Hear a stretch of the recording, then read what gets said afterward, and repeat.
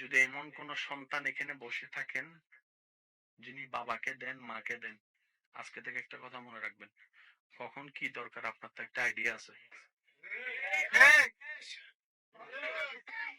চাওয়ার আগেই হা দিয়া শুরু, মা এবং বাবার হাতে দিয়ে দিবেন। আল্লাহ যদি আপনাকে সামর্থ্য দেয়, কিছু টাকা মায়ের বালিশের নিচে, বাবার বালিশের নিচে, কিংবা ওনারা সব জায়গায় যেখানে হাত দেয় বেশি, ওই জায়গায় রেখে দিবেন। মা বাবাকে যেন চাইতে না হয় আমাকে এটা দেয়, আমাকে এটা দেয়। দেখবেন আল্লাহ তাআলা আপনাকে এমন এমন জায়গা থেকে দিবে রে ভাই, আপনি রাখার জায়গা পাবেন না।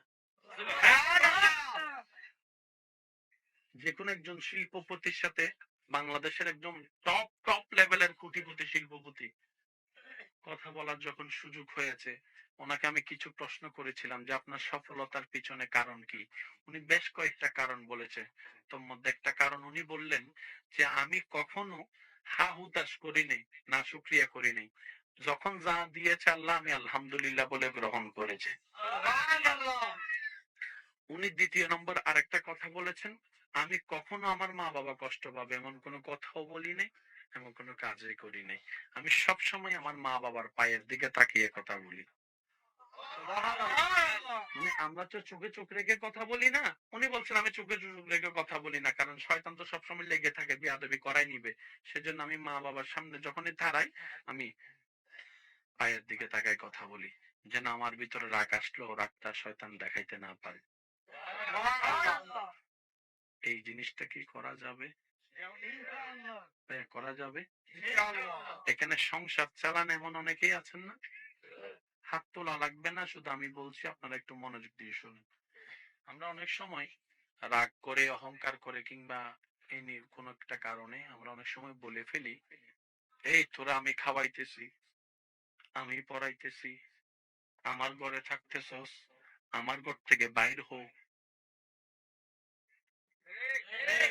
তোকে আমি চালাচ্ছি, বলছেন বলছেন মাফ, আর জীবনও বললেন না। একটা কথা মনে রাখবেন, কেউ কারোটা খায় না, যার যার রিজিকেরটা সে সে খায়। এটা একদম লিখে রাখেন। একজন মানুষের প্রতি মাসে ইনকাম 20,000 টাকা, তার ঘরে মানুষ কয়জন একটু খেয়াল করেন?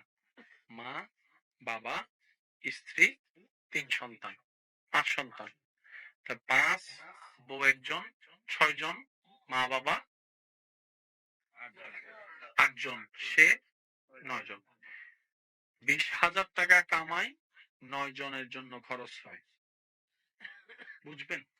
20,000 টাকা কামাই, 9 জনের জন্য প্রতি মাসে খরচ হয় 200 টাকা মতো বাঁচে। কত বাঁচে? এবার সেই হিসাবে যদি 9 জন থেকে 2 জন কমে, খরচ কি বাড়বে না কমবে? একটু জোরে বলেন না। এটাই তো স্বাভাবিক। ওনার মাও মারা গেল, বাবাও মারা গেল, উনি সংসার চালাচ্ছেন ঠিক 20,000 টাকা বেতনে। কিন্তু বাস্তবতা দেখা যাচ্ছে এক সময় 20,000 টাকা দিয়ে 9 জনের সংসার যেটা চলতো, এখন সে 20,000 টাকা দিয়ে 7 জনের সংসার চলছে। উনি হিসাব করতে বসলো, 2 জন তো খানেওয়ালা কমে গেছে,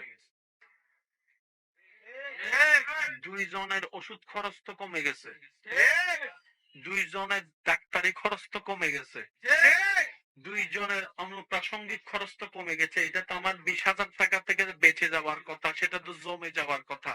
কিন্তু হিসাব পাই না কেন, হিসাব পাই না কেন, হিসাব পাই না কেন? তখন তার মন উত্তর দেয়, তুমি এতদিন ভেবেছিলে তুমি তোমার মা বাবাকে খাওয়াইয়াছ না, আল্লাহ তাআলা তোমার মা বাবা মানে আল্লাহর বান্দা, আল্লাহর বান্দাদেরকে তোমার মাধ্যমে রিজিক দিয়ে খাওয়াইয়াছেন। ওনারাও চলে গিয়েছেন, একটু বলতে হবে, ওনারাও চলে গিয়েছেন, রিজিকও নিয়ে গেছেন। তাহলে কারোটা কেউ খায় না, অহংকার করে আঙ্গুল তুলে বলারও কারো অধিকার নাই। জোরে বলেন না, কারো কোনো অধিকার নাই।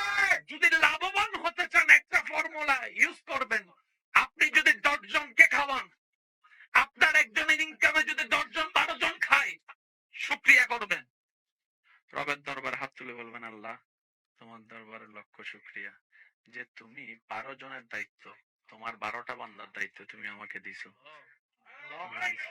আল্লাহ, তোমার কাছে আমি তৌফিক চাই, আমি যেন আমার দায়িত্ব ভালো করে পালন করতে পারি।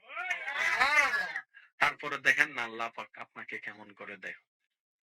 আল্লাহ দরবারে কমতি বলে কোন শব্দ।